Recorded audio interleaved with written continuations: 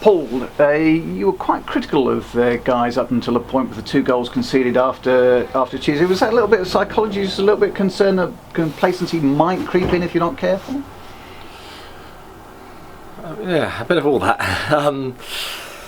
I was delighted with the win. Of course I would be, against a team that we haven't beaten for a while, and they pushed us, even with changes in the side, still pushed us, and I think that's going to be a big 3 points for us, because I think they'll be a challenger at the end of the year. And if we consider ourselves to be a challenger, then we've got to make sure we stay on our game and focus on what's got us into this run of form and not get carried away. So that's the basis of it, really, and no better place to start than where you've conceded your goals.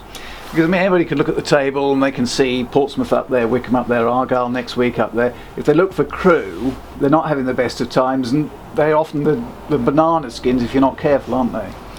Yeah, I think if we are going to be successful, we'll have to meet a number of challenges between now and the end of the year. One of them will be the start of 1 or 2 fixtures where everyone just assumes we're going to win, and how we approach those. I'm sure the Crewe manager and the Crewe players aren't just assuming that Exeter are going to win. They'll have their ideas for the game, and let's just not be too confident, and we have to remain, on a mission. The mission is to be efficient and full of spirit and energy and do the right things, and that's what Saturday will be about, regardless of who we play. And it's an easy game, especially with Argyle in a week's time, for us to start the game with maybe not quite as fierce a determination as we should have. Transfer window has now closed, which I'm sure is a huge relief. There was obviously a lot of interest in Ollie Watkins. Was anybody close to coming up with a sort of figure that you were looking for? There's some impressive money offered, and we could easily have let him go and taken some considerable money, but I think we'll get more at some point not too far in the future. Secondly, he's fundamental to what we've got to do over the next 18 games, and I wanted Ollie here. I've said right from the start of January that I wanted to keep the team together. Ollie will make a big step in his career at some point, but just not now. It's going to happen at some point. We all know that, but he's doing extremely well. I've been very proud of the way he's dealt with all the speculation. He could, and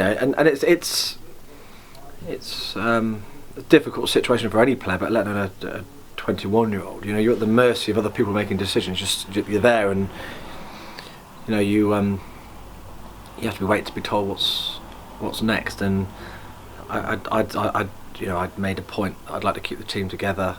We were offered very good money, and well done to the club board for supporting me with that. It's not easy turning good money down, and but we're in a healthy position. We've not had to sell. There've been many a time when we would have had to, but we haven't had to sell, which is, again, great credit to the club.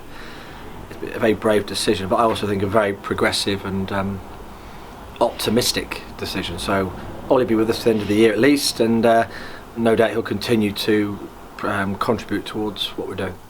Interesting that it's Crewe this weekend, because of course they have this reputation, this record of being a club that does bring youngsters through. Has Exeter City in the past looked to specifically go down the Crewe route, or have you sort of found yourselves going down it to a certain extent? Well, when I first arrived here 11 years ago, the Crewe model and reputation had been brought up a few times, been mentioned as something everyone's their own, each club has their own identity, but it was a model that the club liked, and although we're trying to create our own identity, and I think we have done that, and it hasn't been mentioned recently, and that's not a slight on Crewe. I think it's just because we found our own identity, and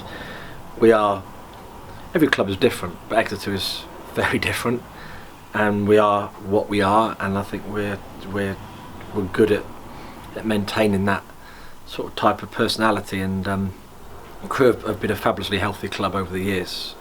And just because your current league position, you have to be very careful you don't judge a team on where they sit in the league. You could have judged us very differently 10 weeks ago.